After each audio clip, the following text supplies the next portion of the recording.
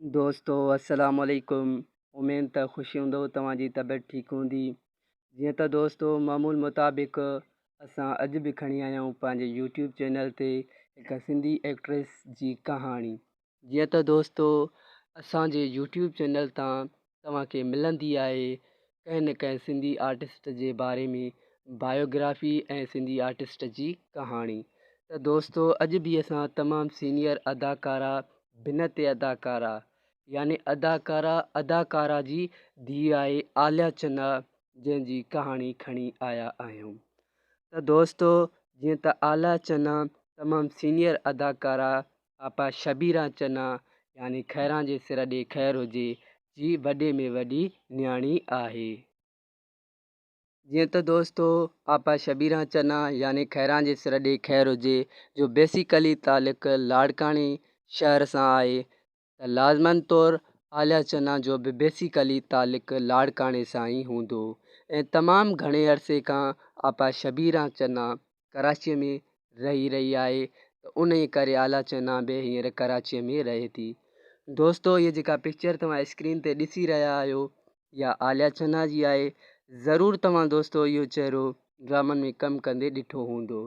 जीअं ई दोस्तो केटीअ जो शुरूआती दौरु हुयो त बकोड़ल वजूद तमामु सुठी सीरियल हुई जंहिंमें आलिया चना कमु कयो ऐं उन खां पोइ तहज़ीब बि तमामु सुठी सीरियल हुई जंहिंमें असद कुरैशी, निसार शाह, अब्दुल हुसैन सारियो यानी रुस्तम तमामु घणा सीनियर अदाकार हुया।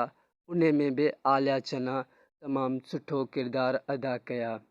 उन खां पोइ दोस्तो विच में आलिया चना जो ब्रेकअप हुयो यानी उहा ड्रामनि में न पई अचे, पर हींअर दोस्तो रीसेंटली तमामु नओं वेझो ई ड्रामो केटीएन ते कॉमेडी सीरियल अची रही आहे लॾूं पाॾे ते, जंहिंमें आलिया चना किरदारु करे रही आहे।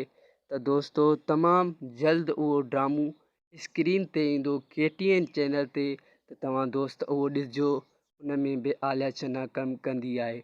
त दोस्तो अॼोके विडियो में तव्हांखे ॿुधाईसीं असां आलिया चना जी कहाणी जेका आपा शबीरा चना जी वॾे में वॾी न्याणी आहे।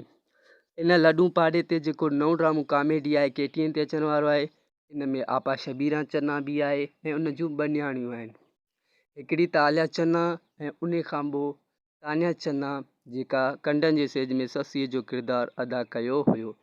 त दोस्तो हीउ अॼोको विडियो जेको हुयो त उन में तव्हांखे असां ॿुधाईसीं आलिया चना जी कहाणी। त दोस्तो उमेद त तव्हांखे हीउ अॼोको विडियो ज़रूरु पसंदि आयो हूंदो।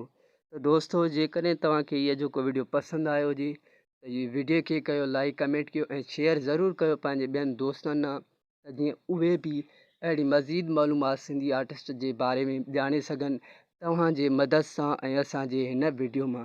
त दोस्तो जेकॾहिं तव्हां अहिड़ा मज़ीद विडिया ॾिसणु चाहियो था सिंधी आर्टिस्ट जे बारे में त असांजे यूट्यूब चैनल खे सब्सक्राइब कयो ऐं बेल आइकन बटन खे ज़रूरु लॻायो, त जीअं असांजे हर नए विडियो ईंदड़ जो तव्हांखे नोटिफिकेशन मिले। दोस्तो वरी मिलंदासीं हिकु नए विडियो में, तेसिताईं असांखे ॾींदा इजाज़त। अल्लाह हाफ़िज़।